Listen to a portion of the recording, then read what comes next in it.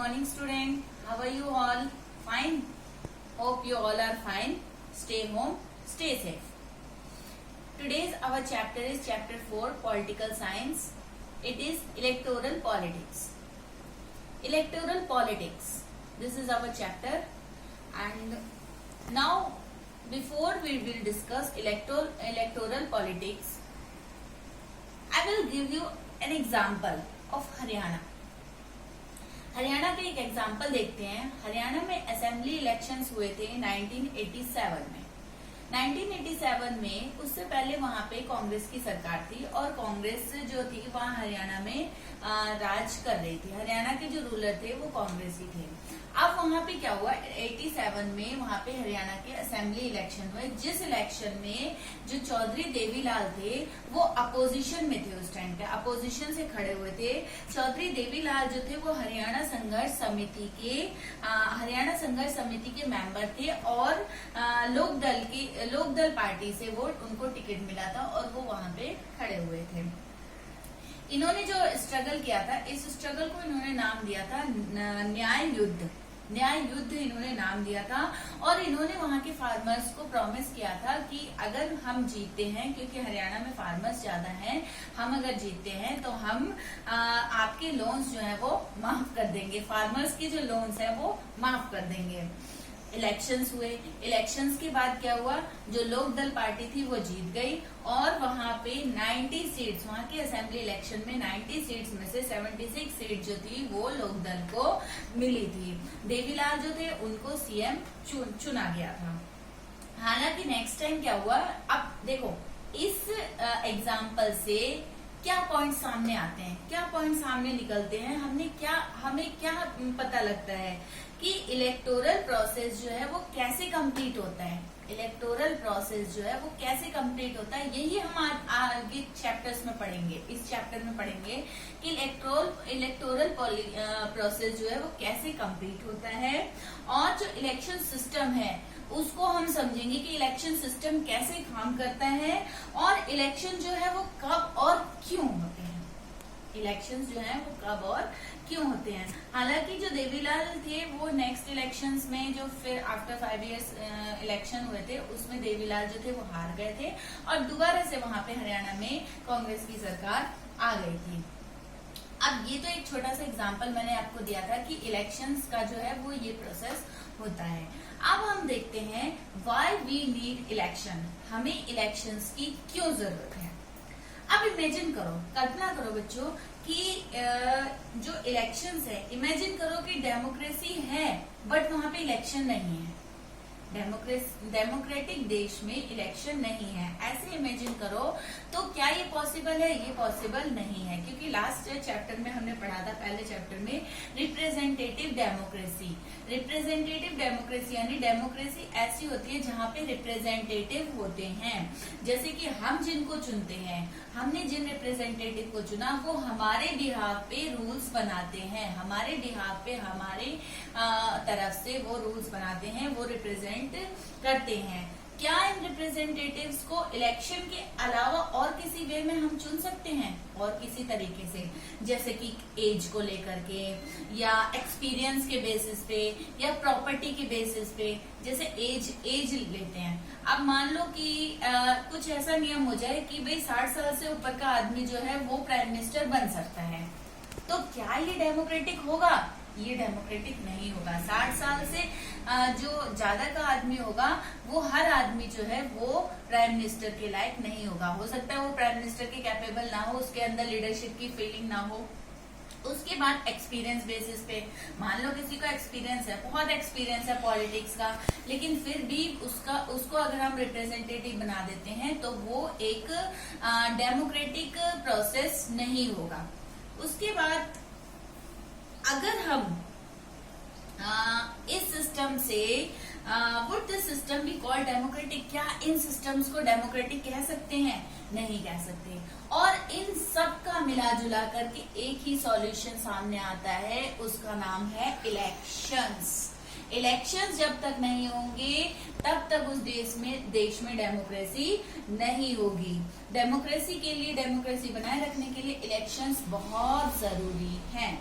अब हम आगे पढ़ते हैं। Voters can make many choice. Elections जो होते हैं, इलेक्शंस में जो वोटर्स होते हैं, जो वोट डालते हैं, उनके पास बहुत सारी चॉइसेस होती हैं। कैसे? They can choose who will make laws for them. सबसे पहले वो ऐसे लोगों को चुनते हैं, ऐसे कैंडिडेट्स को चुनते हैं जो कि उनके लिए लॉज बनाते हैं, उनके लिए कानून बनाते हैं। वो ऐसे, दूसरा है वो ऐसे लोगों को चुनते हैं जो उनके लिए गवर्नमेंट बनाते हैं, उनके लिए गवर्नमेंट बना करके जो मेजर डिसीजन है उनको लेते हैं। और तीसरा है कि जो लोग हैं वो ऐसी पार्टीज को चुनते हैं, ऐसी पार्टीज को चुनते हैं जिनकी पॉलिसीज और जिनकी गाइडलाइन को वो फॉलो करते हो। मान लो भारतीय जनता पार्टी है, भारतीय जनता पार्टी की पॉलिसीज मुझे पसंद है, तो मैं किसको वोट दूंगी? भारतीय जनता पार्टी को वोट दूंगी। तो ये तीन चीजें हमारे सामने आती हैं। लेकिन what makes an election democratic, वो कौन सी चीजें हैं कि जो इलेक्शन को डेमोक्रेटिक बनाती हैं? वो कौन से काम है, वो कौन से प्रोसेस हैं जो कि इलेक्शन को डेमोक्रेटिक बनाते हैं? अब इलेक्शन क्या है? देखो, both democratic countries and non democratic country. Election जो है आज के समय में, आज के टाइम में इलेक्शन जो है बच्चों, वो डेमोक्रेटिक और नॉन डेमोक्रेटिक दोनों तरह के देशों में होता है। जहाँ पे डेमोक्रेसी है वहां भी हो रहे हैं, और जहाँ पे डेमोक्रेसी नहीं है वहां भी हो रहे हैं। लेकिन ये फैक्टर डिपेंड्स करता है कि इलेक्शन जो है वो, इलेक्शन जो कंडक्ट हो रहे हैं वो इलेक्शन डेमोक्रेटिक वे में कंडक्ट हो रहे हैं या नॉन डेमोक्रेटिक वे में कंडक्ट हो रहे हैं। इसके लिए मैं कुछ एग्जांपल दूंगी। जैसे कि देखो, इलेक्शन हुए, इलेक्शंस हो रहे हैं, इलेक्शन होने का एक बहुत, अब सपोज करो आपके सामने एक पार्टी है, इलेक्शन हो रहे हैं, आप इलेक्शन में वोट देने गए हो, लेकिन आपके सामने क्या है? सिर्फ एक पार्टी है। आपको किसे वोट देना है? जब एक पार्टी है तो उसे ही दोगे। उसके बाद आपके सामने दो पार्टी है, तो अगर दो पार्टी है, दो खड़े हैं, तो आपके पास चॉइस नहीं होगी। आपके पास ये नहीं होगा कि मेरे पास बहुत सारे लोग हैं, मुझे उसमें से चॉइस करनी है। चॉइस कहाँ होगी? जहाँ पे डेमोक्रेसी होगी।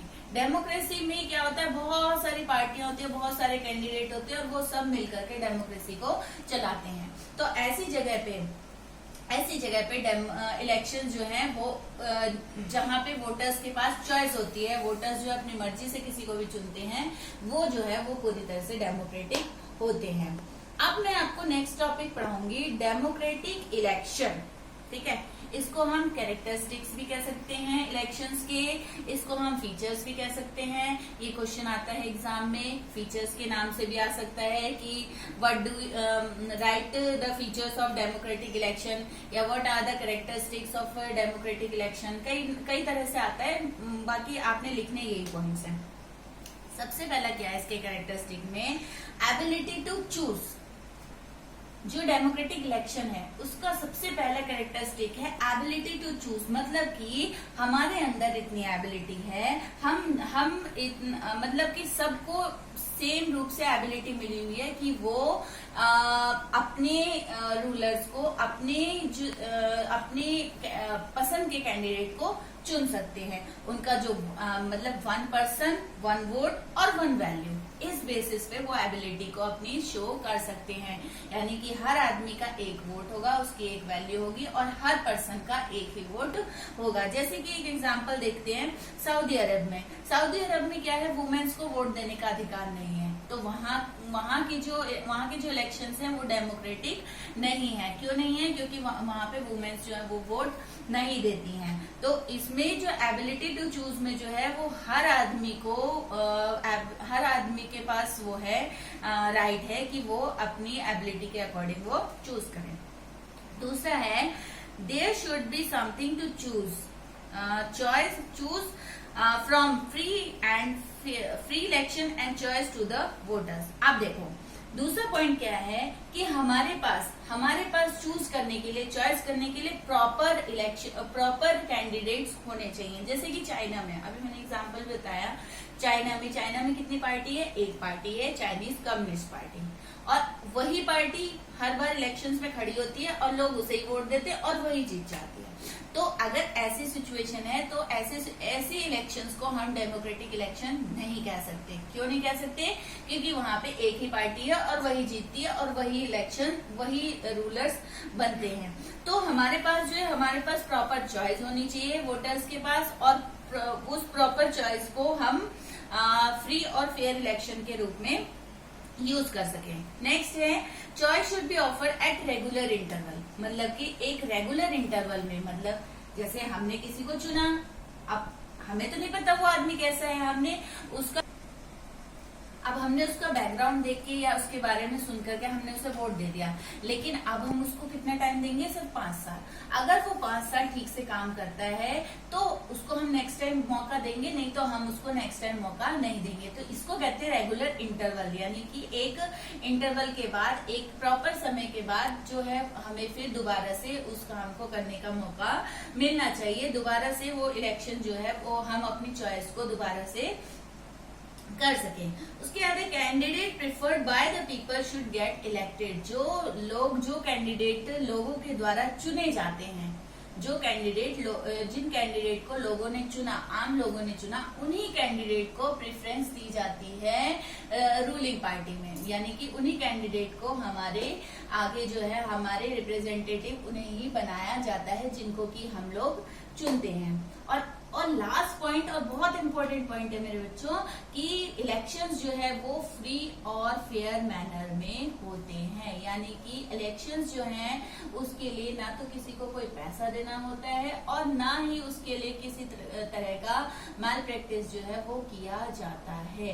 तो ये पॉइंट आपको समझ आ गया होगा। ये कुछ डेमोक्रेटिक इलेक्शंस के कैरेक्टरिस्टिक्स थे। अब हम आगे बढ़ते हैं। It is good to have, अब बच्चों is it good to have political competition, क्या ये इसको अगर हम इलेक्शंस को पॉलिटिकल कंपटीशन कहते हैं तो क्या ये सही है? हाँ, बिल्कुल सही है, लेकिन सही होने के साथ साथ इसके कुछ डिमेरिट्स भी हैं। पहले हम इसके डिमेरिट्स पढ़ते हैं कि क्या क्या डिमेरिट्स हैं इसके पॉलिटिकल कंपटीशन, अगर हम इसको पॉलिटिकल कंपटीशन कहते हैं। देखो, अभी तक आपने समझा कि इलेक्शन जो होते हैं उसमें क्या होते हैं, बहुत सारे कैंडिडेट्स खड़े होते हैं और आपस में मिलकर के इलेक्शन लड़ते हैं। तो क्या हुआ, ये कंपटीशन ही तो है। कंपटीशन जैसे आपके स्कूल में रहता है कंपटीशन कि भाई उसके नंबर 10, उसका टेस्ट हुआ क्लास में कि एक बच्चे के 10 नंबर आ गए, एक बच्चे के 9 नंबर आए। अब क्या होता है, 9 नंबर वाला बच्चा जो है वो 10 नंबर वाले बच्चे की कॉपी देखता है पलटा के कि तो मेरा 1 नंबर कहाँ कटा, तुझे कहाँ पूरे नंबर मिले। तो ये क्या है, ये कंपटीशन की फीलिंग है। तो यही कंपटीशन जो है ये पॉलिटिक्स में आता है और इसी कंपटीशन की वजह से कैंडिडेट्स जो हैं वो अपनी पार्टी को बढ़ा चढ़ा के प्रेजेंट करते हैं।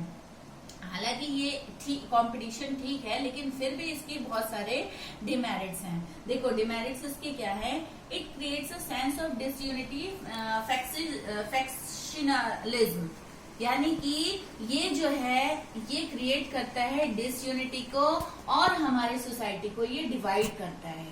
जैसे कि क्या होता है, कभी कभी जीतने के लिए, कभी कभी सीट पाने के लिए लोग जो है क्या करते हैं कि समाज को कई भागों में बांट देते हैं, कास्ट के आधार पे, रिलीजन के आधार पे और बहुत सारे बेसिस पे जो हमारी सोसाइटी है उसको डिवाइड कर देते हैं। तो इससे क्या होता है, इससे डिसयूनिटी जो है वो पैदा हो जाती है और बच्चों हमारा समाज जो है वो टुकड़ों में बढ़ जाता है। दूसरा है parties level allegation use dirty tricks. Parties जो है वो क्या करती है, कभी कभी डर्टी ट्रिक्स को यूज करती है, कभी कभी दूसरी पार्टी पे एलिगेशन लगाती है। देखते हो आप लोग जब इलेक्शंस होते हैं तब देखते हो एक पार्टी दूसरे पार्टी पे कितना गंदा आरोप प्रत्यारोप लगाती है। उसके बाद ये लोग कभी कभी इलेक्शन जीतने के लिए गंदे गंदे ट्रिक्स यूज करते हैं, शराबें बांटते हैं, पैसे बांटते हैं, लोगों को कुछ से कुछ देते रहते हैं। तो ये चीजें जो है, ये चीजें डेमोक्रेटिक इलेक्शन के लिए एक डिमेरिट का काम करती हैं। नेक्स्ट है no long term policy can be formulated. कोई भी सरकार, जैसे कि अभी मैंने पीछे बताया था कि इसमें ये शॉर्ट इंटरवल होता है, मतलब इसमें इंटरवल मिलता है, यानी थोड़े समय के लिए सरकार बनाई जाती है।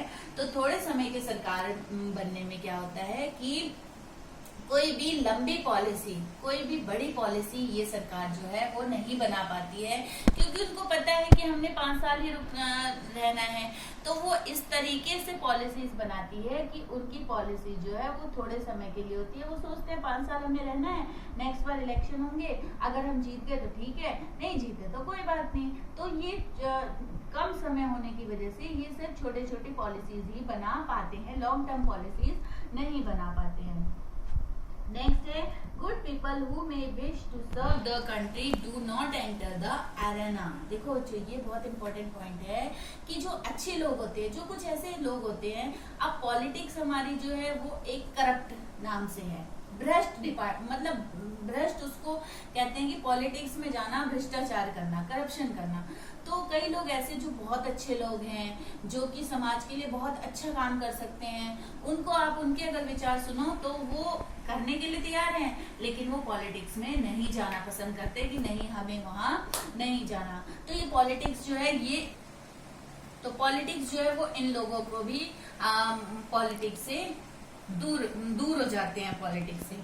अब देखो, लेकिन फिर भी कॉन्स्टिट्यूशन मेकर जो थे हमारे, उनको पता था कि ये एक ओपन कंपटीशन है और इस कंपटीशन के लिए लोगों में मतभेद होगा, लोगों में लड़ाई झगड़ा होगा, ये डिमेरिट्स उनको पता थे।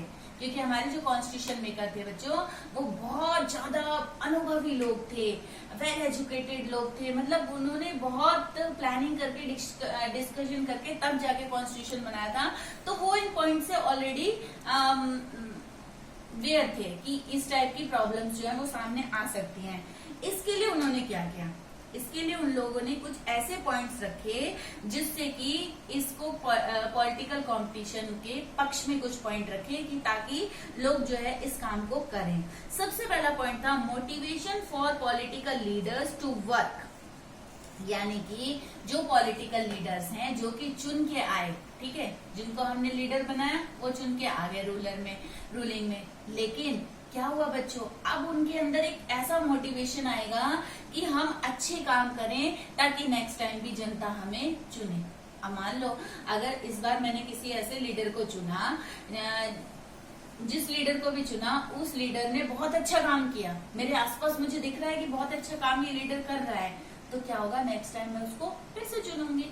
तो ये मोटिवेशन जो है ये ऑटोमेटिकली उन लीडर्स के अंदर डाल दिया गया, कि उन लीडर्स के अंदर आ गया कि अगर हम अच्छा काम करेंगे तो नेक्स्ट टाइम जनता फिर हमें चुनेगी, नहीं करेंगे तो वो हमें निकाल के बाहर कर देगी, नेक्स्ट टाइम वो फिर दूसरे को ले आएगी। तो इसलिए हम जो है इसको एक कंपटीशन, पॉलिटिकल कंपटीशन जो है इसको एक अच्छा कंपटीशन कह सकते हैं। ये एक डेमोक्रेसी के लिए बहुत अच्छी चीज है, पॉलिटिकल कंपटीशन के तहत इलेक्शंस को। अब इसमें क्या करते हैं, इस कंपटीशन में leaders are required to work hard to remain in power on the gain it, यानी कि लीडर्स जो है वो अपनी पावर को बनाए रखने के लिए, जैसे हमारे नरेंद्र मोदी जी हैं। अब देखो पिछले 5 सालों में मोदी जी ने कितने अच्छे काम किए हमारे देश के लिए, हालांकि हमें प्रॉब्लम्स हुई। अब जैसे उन्होंने डीमोनेटाइजेशन किया था, डीमोनेटाइजेशन जो है वो एक ऐसा प्रोसेस था जिसने पूरे वर्ल्ड उसको, हमारे देश को हिला दिया था। लोग जो थे वो बहुत परेशान हुए थे, हम लोग सभी लोग बहुत ज्यादा दिक्कत में हुए थे, लेकिन फिर भी हमने नरेंद्र मोदी जी का सपोर्ट किया। क्यों? क्योंकि उनका ये कदम जो था वो हमें परेशान करना नहीं था, उससे हमारे देश की जो ब्लैक मनी थी उसको निकालना था। तो नरेंद्र मोदी जी ने ऐसे ऐसे बहुत सारे काम किए जिससे कि उनकी पब्लिसिटी हुई, जिससे कि लोगों ने उनको पसंद किया और नेक्स्ट टाइम भी लोगों ने उनको अपना वोट दिया। और पिछले बार से बच्चों ये चीज आपने देखी होगी, पिछली बार से ज्यादा इस बार उनको वोट मिले, ज्यादा लोगों ने उनके पक्ष में वोट दिए। क्यों दिए? क्योंकि वो एक फेमस लीडर हो गए थे बीजेपी पार्टी को, इसलिए वोट मिले थे उनके अच्छे कामों की वजह से। अब देखो, it is a reward for serving and at the same time punishment for not performing the duty. Same वही पॉइंट है कि एक रिवॉर्ड है। जो अच्छा करता है पॉलिटिकल कंपटीशन में, जिसने अच्छा किया, जिसने इलेक्शन में अच्छा किया, जिसने इसको पॉलिटिक्स में अच्छा किया, उसको एज अ रिवॉर्ड क्या मिला, उसको नेक्स्ट टाइम फिर से सरकार मिल गई।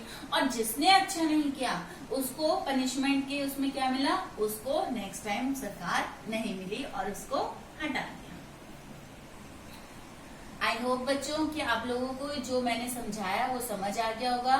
उसको प्लीज एक बार रिमाइंड करके दोबारा से देख लीजिए, दोबारा से सुन लीजिए, और कुछ अगर ना समझ में आए तो आप मुझे पर्सनली कमेंट भी कर सकते हैं, मैसेज भी कर सकते हैं अपने ग्रुप में। और आप जो है इसको और अच्छे से समझने के लिए आप अपनी बुक्स में से भी एक बार रीडिंग कर सकते हैं।